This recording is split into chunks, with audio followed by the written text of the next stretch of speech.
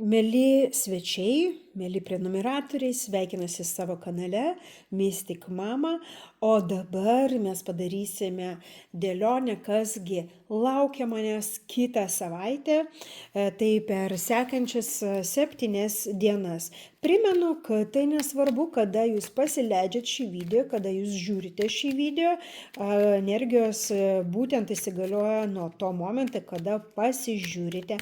Nepamirškite prenumeruoti mano kanalą, nepamirškite pasidalinti energiją, kad būtų energijos mainai, tai jūsų laikas puikiai tiks tam dalykui. Jeigu norite sužinoti, kas laukia jūsų ateityje, būtent jūsų ne bendruoju būdu, ne bendruoju skaitimu, kviečiu į konsultacijas asmeninės, visus kontaktus rasite šio kanalo aprašyme ir taigi skubu pranešti apie akciją, kuri vyksta mano Instagram kanale.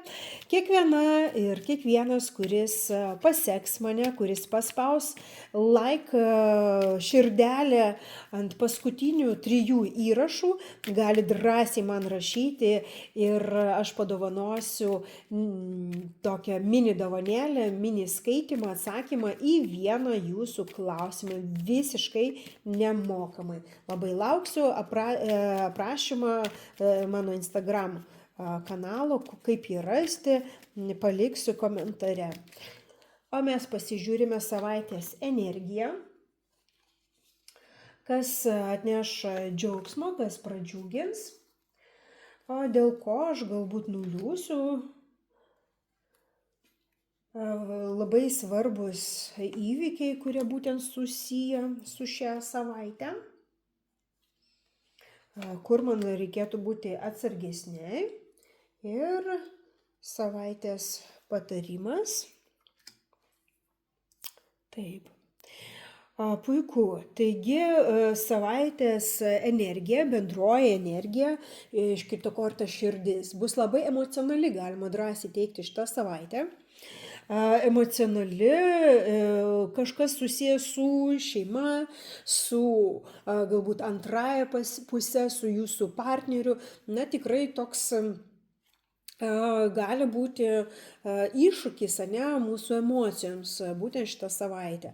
O kas nudžiugins? Nudžiugins mūsų sveikata, jūsų artimųjų sveikata nudžiugins, galbūt tam tikras ilgalaikis projektas, galbūt kažkokios tai žinios atkeliaus iš giminės pusės, kurios tikrai labai pradžiugins. O kas iš tikrųjų privers kažkaip nerimauti, ir galbūt ir drebėti šitą širdelę, tai kažkoks labai labai svarbus sprendimas. Ir sprendimas toks, žinot, galbūt priklausantis ne nuo jūsų, bet trečiųjų asmenų sprendimas, kuris iš tikrųjų, pasižiūrėkite, ir čia tas sprendimas kažkaip susijęs su transformacijom, su permainom. Kažkoks laikotarpis lygtais užsidaro, nes sprendimas, kuris lems, kad viskas, pavyzdžiui, aš čia jau nebedirbu, arba sprendimas, kuris kalba, labai svarbus sprendimas, kad reikia, pavyzdžiui, kažkas sulūžo ir meistro sprendimas, kad reikia keisti kažkokį tai buitinę prekę, arba reikia darytis remontą.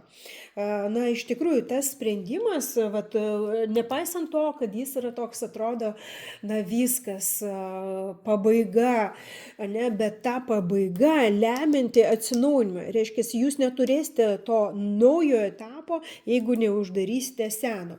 Reiškia, pagaliau galima pakeisti skalbimo mašiną. Pagaliau mes padarysime tą remontą. Pagaliau aš galėsiu dirbti savo mylimą darbą ir išeinu iš to senojo darbo. Arba pagaliau baigėsi, kažkokių teismų laikotarpis, kuris atneša man aiškumo, supratimą, kur aš toliau einu, ką aš toliau darau. Ir čia reikėtų atsargiau, kur mums reikėtų pasisaugoti, tai su savo antrąja pusė. Jeigu nėra antrosios pusės, tai kažkoks tai, vyriška persona, tai gali būti jūsų, pavyzdžiui, suaugęs, sūnus, tai gali būti kolega, viršininkas jūsų darbe. Tai galimai šitie visi sprendimai, šitie visi iššūkiai susijęs būtent jūs laukite, ne, bet būtent iš šio žmogaus arba būtent kažkaip paveiks jūs kartu, ar būtent šis žmogus bus lemiamas, ne, raktinis šituose procesuose. Patarimas, kortų patarimas. Na, žinot, nepamirškite savęs, būkite budri, stebėkite aplinką, saugokitės, na, kažkokiu tai apgavyščių, galbūt melų, nedasakymų, nedakalbėjimų. Taip pat, jeigu jūs esate, pavyzdžiui, verslininkė, dirbate ant savęs, tai fokusuokitės, ne, ir būtent į tą darbą. Fokusuokitės į šitos procesus. Taip pat, jeigu, kaip minėjau, kažkoks tai vyksta procesas, teisminis procesas ar panašiai, aiškinimasis, būtinai kreipkitės į trečiuosius asmenis, tai yra į specialistus. Šios srities būtent specialistus. Ar tai, na, būtų, tarkime, teisininkas, advokatas, ar tai būtų nekilnojamo turto brokeris, ar tai būtų draudimo brokeris, ar su sveikata kažkas susiję, ne?